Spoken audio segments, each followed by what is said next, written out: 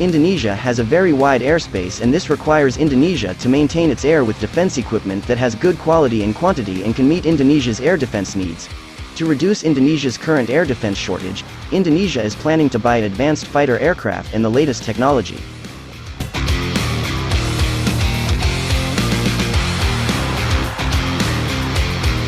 The F-15EX is the latest US-made variant of the F-15 fighter aircraft developed to meet the increasingly challenging defense needs of the 21st century.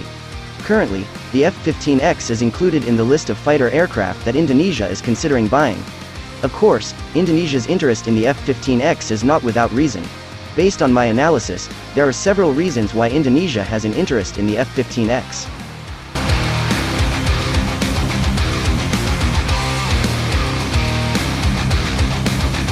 The F-15EX is a large fighter aircraft that has a weapons payload and a very long cruising range.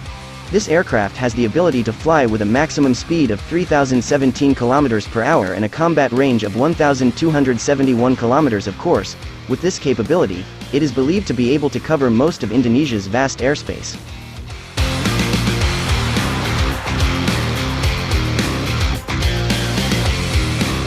The F-15EX is today's most advanced variant of the F-15. This can be proven by the various components of the latest advanced technology. The radar used is the APG-82 radar.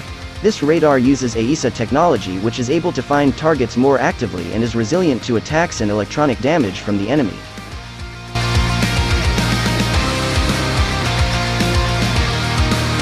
The F-15EX uses digital avionics components that are simpler but can have very good operational qualities for various air defense missions today and into the future. In addition, the F-15EX applies the Open Mission Systems (OMS) system in order to facilitate and optimize modification of aircraft components in the future.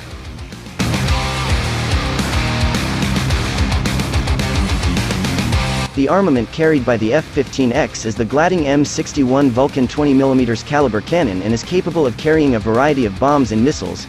For air defense missions, the F-15EX is capable of carrying 22 anti-aircraft missiles because the Amber module is installed, which increases the capacity of anti-aircraft missiles. Bombs that can be carried are the Mark 82 series, JDAM guided bombs, and so on. The missiles carried are the AIM-9 Sidewinder and the AIM-120 AMRAAM.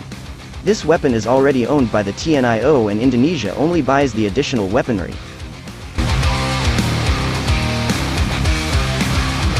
The F-15EX actually has an electronic defense system known as EPAWSS. Unlike other electronic defense systems in its class, the EPAWSS is already on board and has become an integral component of the F-15EX. This air defense system can damage and outwit enemy target search systems. But unfortunately, this system is not offered for export, including its closest US partners and allies.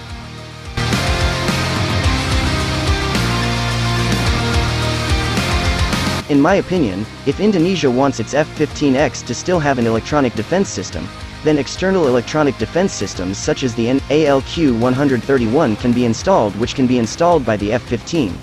In addition, if Indonesia insists on having aircraft with internal electronic defense capabilities, it can look for other types of aircraft.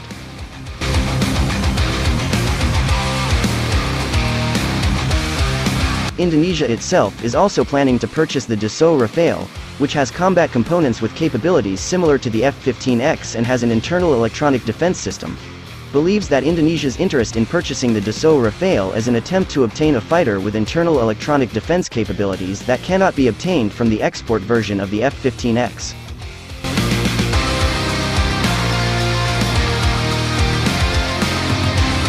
It can be concluded that Indonesia's interest in buying the F-15EX is based on the capabilities offered by this aircraft.